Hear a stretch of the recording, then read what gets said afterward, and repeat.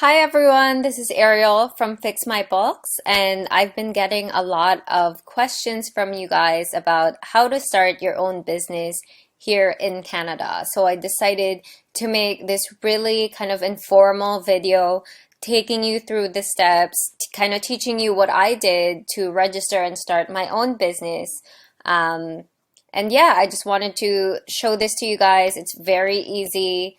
And the first thing you need to do to start a business is to register your business. Now, you can do this with a lot of different companies, with a lot of different ways, or with the government. Just I recommend using Ownr because it's really, really easy, really straightforward. They kind of hold your hand through everything. You can do everything through their website.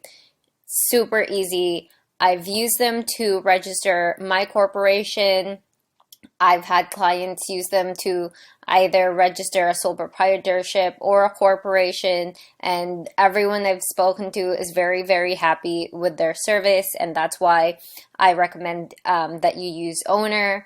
And although you're gonna get you're gonna have to pay a little premium in terms of using Ownr to register your business, but in terms of user-friendly interface, how easy it is to use, I would say it's well worth it to just register with Ownr and pay that little premium because I'll show you how easy it is. So all you need to do to register your business is click New Businesses.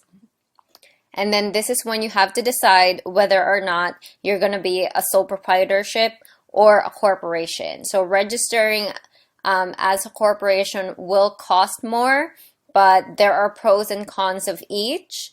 So you can just click here, and then there's like a quick overview to find out if, an incorporation or a sole proprietorship is best for your, own situation. Okay, so all you need to do is just to click Get Started and then choose where your business is located. Let's say Ontario. Next, New Business. Let's say sole proprietorship. It's very easy, as you can see, to use their website. And I'm going to show you in comparison what the government website looks like in terms of registering your business. And it's this. So it's not user friendly at all. It's very confusing. So I would just recommend that you register with Ownr. Okay, so a quick side note, I do have an affiliate link that if you click on it, it will get you a 15% discount. So if you click this link, it's my affiliate link, and you do get 15% off if you register using the link. Okay, so after you register your business with Ownr, the next thing you need to do is to get a CRA business number. Okay, and this is linked also in this PDF, and I will be attaching this PDF down below so you can have a copy. And so all you need to do to register for a CRA business number, you can do it either online, by mail, or by fax, or by phone. Online is the easiest, so just register online, and then you can get either a GST/HST account number and a payroll number along with your business number from the CRA. So you can do it all at once if you register for a business number online or by phone or whatever. But you don't need a payroll account number unless you have employees or are planning to hire employees soon. So if you are planning to hire employees soon, then by all means get one. But if you're not, then you don't need to get one. The next thing you need to get is a GST/HST account number, and you only need to get this. Okay, it's only mandatory to have a GST/HST number once you hit $30,000 in sales. So if you have less than $30,000 in sales, it's not mandatory. You can choose to, okay, you can choose to if you have less than $30,000 in sales, but it's not mandatory at that point. Now, if you're registering for a GST/HST number and then you're like, oops, I hit 30,000 in sales last January and it's already March, No big deal. Just let the CRA know when you're opening up your account number that you hit the $30,000 in sales last January, and then when you get your HST return basically in the mail, it will say, you know, filing schedule is from January to December and not March to December. So it's really easy to do as well. The next thing you need to do is to set up a business bank account. And I recommend that you do this right away. Do not mix your personal and business accounts, or you will have a big bookkeeping bill at the end of the year because everything will be messy if it's all together. And also, you don't want your bookkeeper or whoever's gonna prepare your taxes to see all your personal expenses. So definitely get a business account. And I myself, I personally bank with RBC, and I love their customer service. I recommend them to anyone who has a small business. I like that they have really, really low monthly fees. You know, you're starting out as a small business. You want to, you know, run a tight ship and make sure that you keep your expenses low, especially in the beginning. So, you know, $5 monthly fee is nothing. Just get it.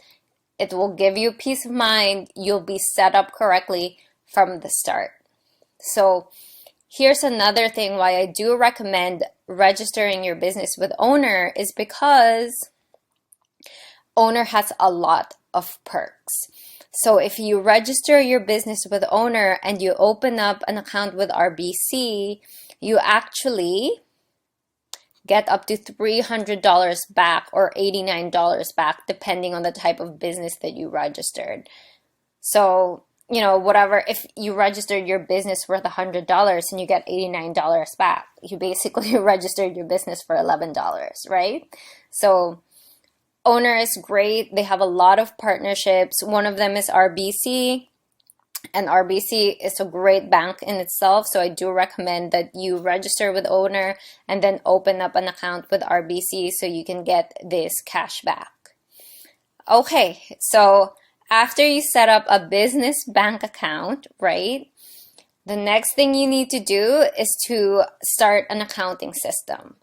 I personally work with QuickBooks. I'm a QuickBooks Online Pro Advisor. And no, I'm not pushing you to open up, to start your accounting software with QuickBooks. You can start it with, you know, something else like Wave or FreshBooks or something like that.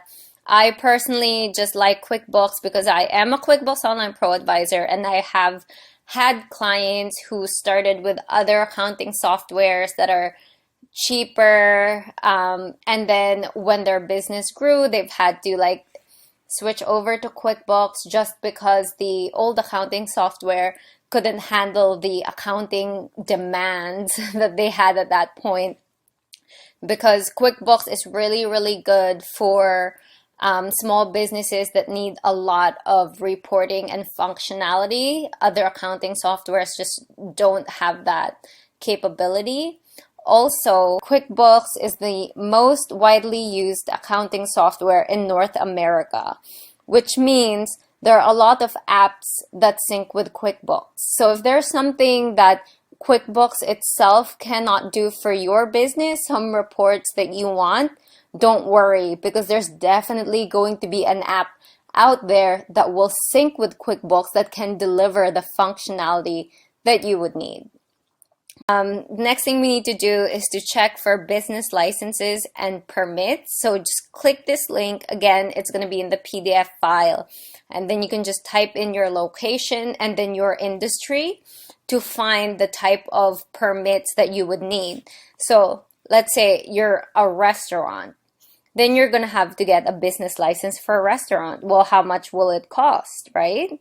You can look down here and you can see just how much it will cost and who you're supposed to contact for this business license. Now, not everybody will need an additional business license or permit. So if you're like me and you offer, you know, online services from your house or you're working from home, let's say you're a graphic designer, working from home, you won't need additional licenses or permits. But if you're going to operate a physical store, like a retail location or a restaurant or something like that, definitely double check if you need additional permits or licenses for your location or your type of industry. And the reason why I did add this, even though I personally don't need it, is because I know that a lot of different people look at these videos, and I just wanted to make sure that all industries are covered in the video. Okay, the next thing and the last thing you need to do to start your business is to get business insurance. Now, I recommend that you get it. It's not really like required, but it's like for your peace of mind, and I definitely would encourage you to get business insurance.